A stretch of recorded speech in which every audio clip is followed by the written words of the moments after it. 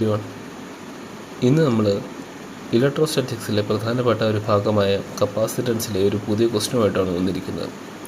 ഈ ഒരു സർക്യൂട്ട് ക്വസ്റ്റ്യനിൽ നമുക്ക് കാണാൻ പറ്റുന്നത് 2C, CC എന്നീ 3 കപ്പാസിറ്റൻസുകൾ കണക്ട് ചെയ്തിരിക്കുന്നത് കാണാം.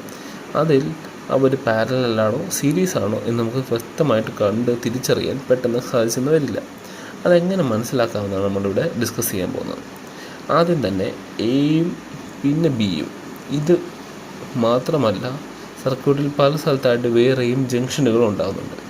ഈ ജംഗ്ഷനുകൾക്ക് പേര് കൊടുക്കാൻ വേണ്ടി നമ്മൾ പോവുകയാണ്. അപ്പോൾ നമ്മൾ പേര് കൊടുക്കുമ്പോൾ നമുക്ക് കാണാൻ പറ്റുന്ന കാര്യമാണത്, ഈ ഒരു ജംഗ്ഷനിൽ ഞാൻ എക്സ് എന്ന പേര് കൊടുത്താൽ, ഈ കാണുന്ന ജംഗ്ഷനിൽ ഞാൻ എക്സ് എന്ന പേര് കൊടുത്താൽ ഇതിലൂടെ തന്നെ ഈ ഒരു സ്ഥലത്തും ഇത് തന്നെ ആയിരിക്കും, എൻ്റെ പൊട്ടൻഷ്യൽ സെയിം തന്നെയായിരിക്കും. അപ്പോൾ ആ സ്ഥലത്തും എന്ത് തന്നെ പേര് കൊടുക്കാം, എക്സ് എന്ന് പറഞ്ഞ പേര് തന്നെ കൊടുക്കാം.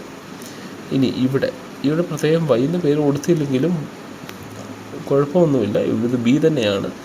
എന്നിരുന്നാലും നമുക്കിതിന് എന്ത് ചെയ്യാം, വൈ എന്നൊന്ന് പുതിയ പേര് കൊടുക്കുകയാണ്. കാരണം മറ്റുള്ള ഏതെങ്കിലും ചോദ്യങ്ങളെ അപ്ലൈ ചെയ്യുമ്പോൾ നമുക്ക് യൂസ് ചെയ്യുന്നത് വരും. അപ്പോൾ ഇവിടെ എന്ത് തന്നെയായിരിക്കും, വൈ തന്നെയായിരിക്കും ഉണ്ടാകുന്നത്.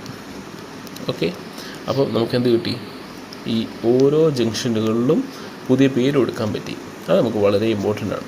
ഇപ്പോൾ ഇത് കണ്ടാൽ തന്നെ നമുക്ക് തിരിച്ചറിയാൻ പറ്റും, 2Cയും സിയും എന്നീ 3 കപ്പാസിറ്ററുകളും സിറ്റുവേറ്റ് ചെയ്തിരിക്കുന്നത് എക്സിനും വൈക്കും ഇടയിലാണ്. ഓർഡർ തിരിഞ്ഞിരിക്കുന്നുണ്ടാവും, എന്നിരുന്നാലും കപ്പാസിറ്ററുകൾ ഇരിക്കുന്നത് എക്സിനും വൈക്കും ഇടയിലാണ്, ഒരാളൊഴിച്ച്. ആരാണ്? എ തൊട്ട് എക്സ് വരെ ഉള്ളതിൻ്റെ ഇടയ്ക്കാണ് ആരിയിരിക്കുന്നത്, 4C എന്ന് പറഞ്ഞാൽ കപ്പാസിറ്റർ ഇരിക്കുന്നത്.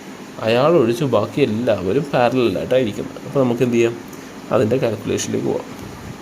അപ്പോൾ അത് കാൽക്കുലേറ്റ് ചെയ്യുമ്പോൾ നമുക്ക് എന്ത് ചെയ്യാം, ഈ ഫിഗർ ഒന്ന് റീഡ്രോ ചെയ്യാം. അങ്ങനെ റീഡ്രോ ചെയ്ത് വരച്ച പടമാണിത്.